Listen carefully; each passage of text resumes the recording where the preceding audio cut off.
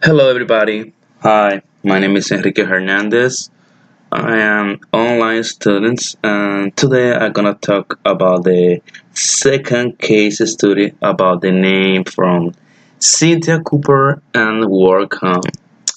Like everybody know in the class about what happened in the worldcom and who was Cynthia Cooper. So let me start talking about the case. That case is about the real life. Like this, they explain about the big company. A great company was more of the one of the more powerful on the United States. Um, then with the time, they got a fraud and a lady with the name Cynthia Cooper. She saw everything about what's going on in that company. So she got values. She got professional, ethical. So she do everything to make in the right thing.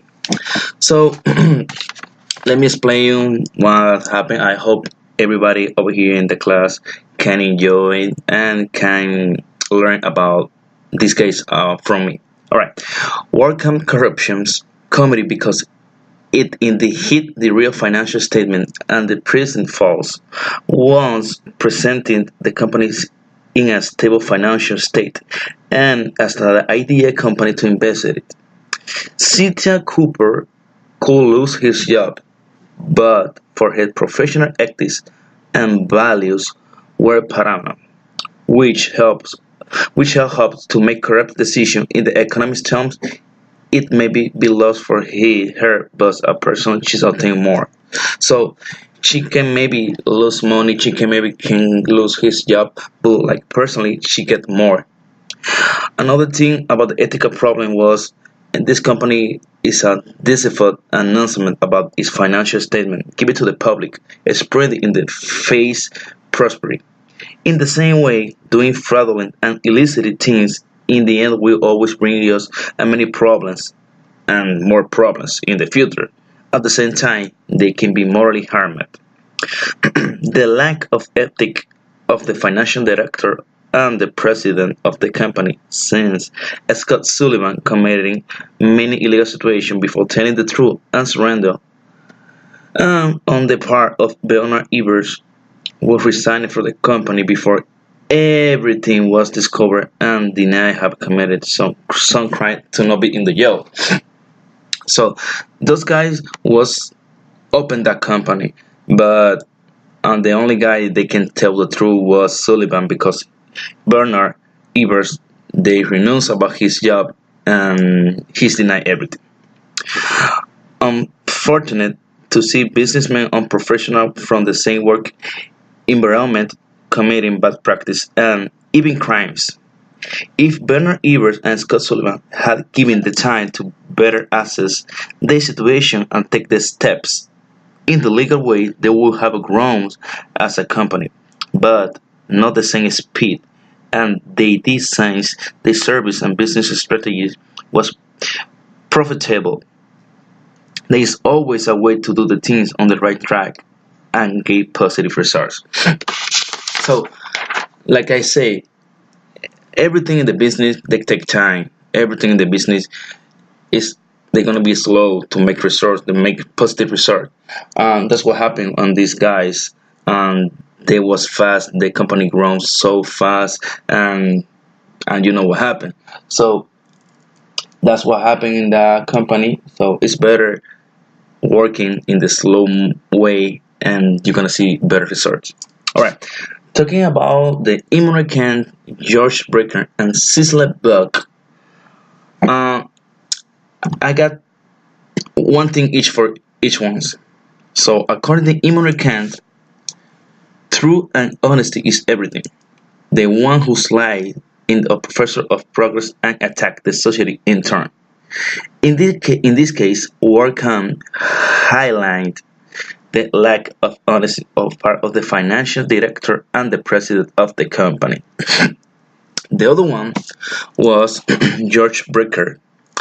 The main guidelines of ethics are good morals, trust, and values. things that were not in the heads of the manager when committing the financial crimes. And the last one was Cecil Buck.